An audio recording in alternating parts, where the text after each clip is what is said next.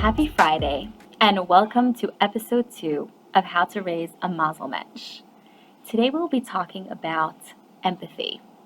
I'm so glad that this was one of our first questions to come in because empathy is an essential component of being a mensch.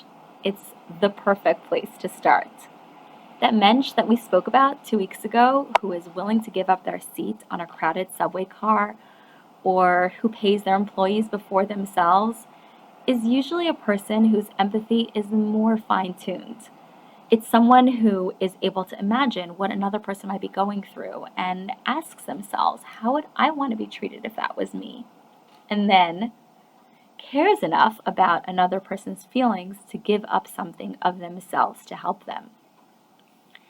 Obviously, when we're speaking about little kids, being a mensch on that level is pretty mature, and most kids are just not there yet. Not there yet.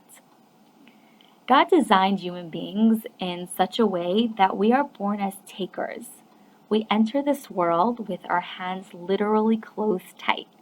As newborns, we are totally self-centered, just demanding that our needs be met right now. And we don't even realize at first that others exist. And then, gradually, our hands open up. Literally, we become more aware of others and slowly learn how to be givers, not just takers. As parents and as educators raising little ones, this is our primary focus and responsibility. We need to help them shift from being self-centered to being other-centered. To teach children to learn to notice and tune into the needs of others in expanding circles, their family, their parents, their friends, their community, and to care about those needs. But this process typically does not happen on its own. It needs to be nurtured over many years of upbringing, guidance, education, and lots of reinforcement. So, in a way, the first step to raising a mensch with empathy is recognizing that, yes, it's a process and it takes time. Let's be patient. We're in this for the long haul. It's okay if it takes years. We want to start by breaking empathy down into smaller child-friendly parts, not expecting a full-grown up version of empathy at first, and then modeling those small components of empathy on a regular basis, showing how it applies in action through examples, scenarios, situations that naturally will arise in your day-to-day life with your children. So, how do we break it down? Empathy begins first with observation, observing and noticing another person's body language, facial expressions, energy, different clues that tell you what this person might be feeling inside. Even simple things like noticing the person's basic circumstances. They're pregnant, and there are no seats on the bus. They live alone, and they don't have family nearby. This can be easy for kids and a good first place to start because empathy is actually less about being emotionally expressive and more about being emotionally observant. So wherever you go and whomever you meet, point these things out and talk about them with your kids. That person standing in line must be so tired because they've been there for so long. That friend looks sad. Do you notice the expression on their face? What is it telling us? Now, one small tip is to choose times and scenarios when your child is open and not defensive. Maybe not when they're fighting with their siblings, for example. When they practice first with people whom they can be more objective with, they will eventually learn to apply it to other situations as well.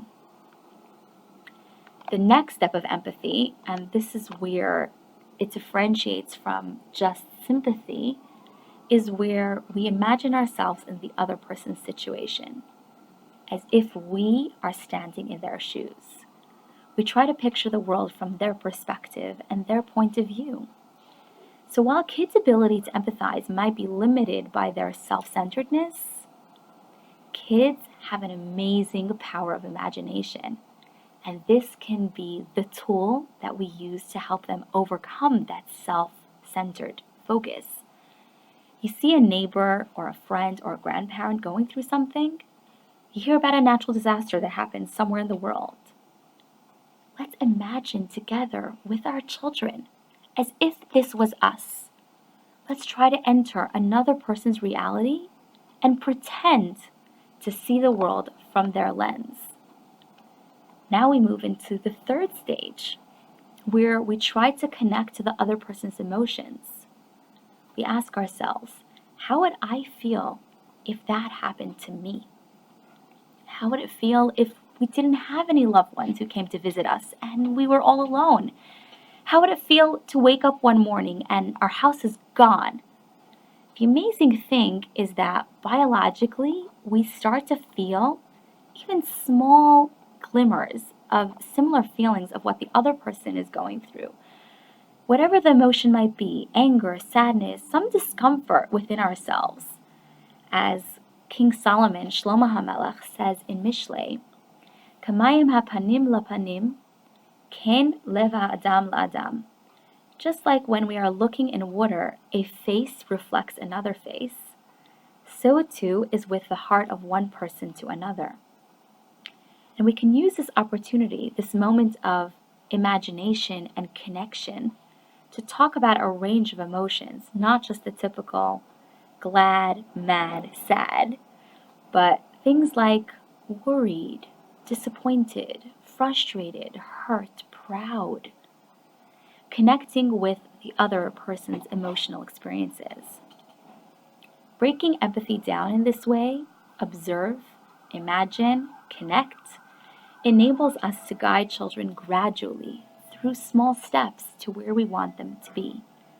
So keep looking for opportunities to bring these things to their attention, to talk to them, and model what empathy looks like in real time.